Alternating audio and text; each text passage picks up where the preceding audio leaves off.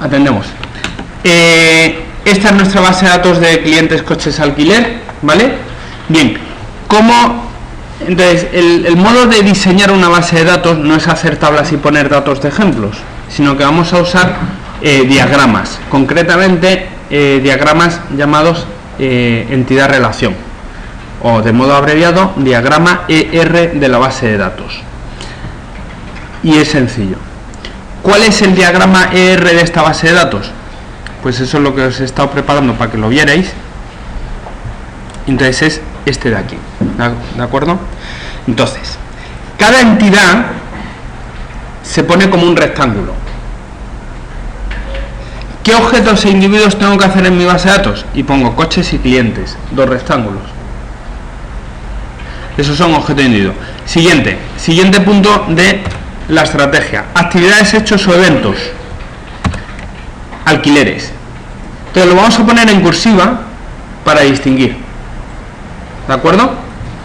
Lo que son objetos e individuos de hechos. ¿Ok?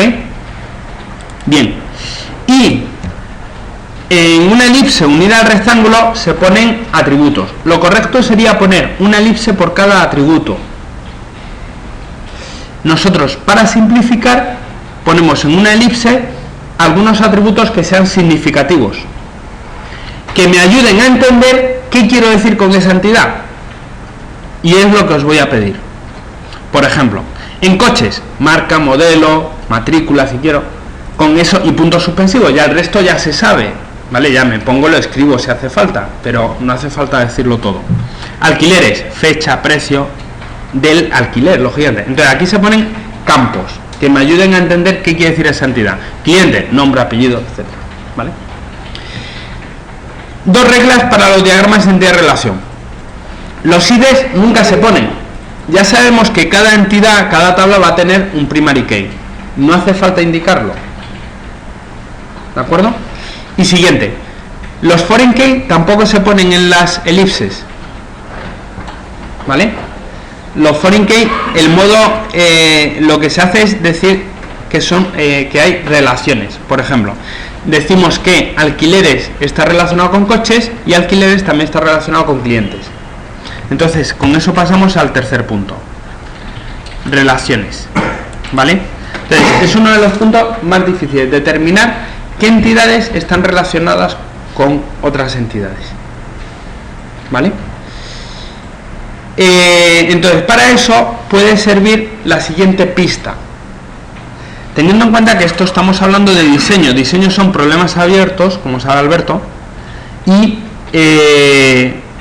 no hay muchas reglas que ocurran siempre así, esto es siempre así, porque esto no es matemática, no es aplicar una fórmula, ¿vale?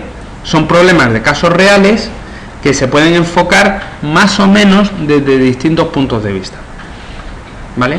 Aunque normalmente se llega a una solución o algunas soluciones que suelen ser parecidas entre sí, si es que no son equivalentes.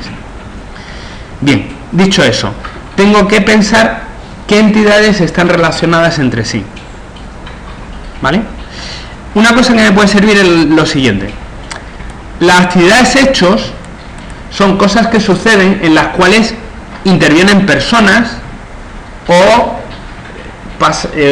se utilizan objetos. Por ejemplo, el alquiler es un hecho en el que interviene un cliente y un coche.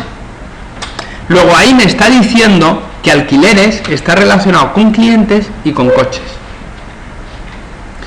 Cuando yo tenga entidades del tipo 2, actividades, hechos, eventos o sucesos que he de registrar, se aconseja enunciar los hechos o eventos con frases lo más completas posible. Por ejemplo, un cliente alquila un coche en la oficina tal. Vale, pues ya sé que alquiler está relacionado con cliente y con coche. Y si tuviera una entidad con los registros de oficina, también estaría relacionado con oficina. ¿De acuerdo? ¿Se entiende? Entonces, a partir de las actividades, hechos o eventos, puedo sacar bastantes relaciones. No todas, porque hay algunas relaciones que no se deben a sucesos, pero bastante sí. ¿De acuerdo? Bien, y una vez que tengo las relaciones, el último punto es la cardinalidad. Vamos a ver. La cardinalidad son estas cosas que he puesto aquí, 1n, n1. Entonces, dada una relación entre dos entidades, por ejemplo, esta de aquí, ¿vale? Esta es una relación entre la entidad coches y alquileres. Tengo que hacer dos preguntas. Primero, un elemento A, ¿cuántos B? Y pongo la respuesta en B. Supongamos A y B. Un coche, ¿cuántas veces se alquila? ¿Una o varias? Varias. Pues se pone una N. N quiere decir cualquier número. ¿Vale? No sé cuántas, lo mismo luego en ninguna, porque el coche no le gusta a nadie. Pero en un caso genérico son varias. Entonces pongo ahí una N en el sitio donde ha terminado la pregunta. Y después, un alquiler, ¿cuántos coches? En un alquiler, ¿cuántos coches se llevan? Uno, y pongo la respuesta en donde acaba la pregunta. Luego, esta relación de aquí, su cardinalidad es 1n.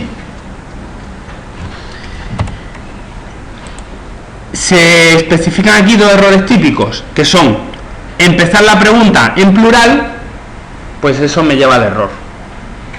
Fijaros, si yo en vez de decir un alquiler, ¿cuántos coches?, cuya respuesta sabemos que en un alquiler se llevan un coche solo, si yo dijera en los alquileres, ¿cuántos coches se llevan?, pues se llevan muchos.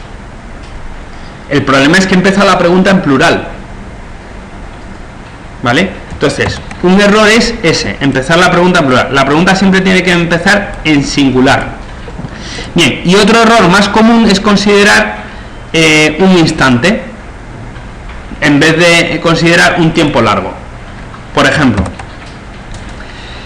un coche, ¿cuántos alquileres puede tener? Y uno podría pensar, solo puede tener un alquiler, porque si está alquilado no lo puede alquilar nadie más. Error, estoy pensando solo en un instante y yo tengo que pensar en toda la existencia, en todo el tiempo que el coche existe. En toda su vida, ¿cuántos alquileres? Muchos.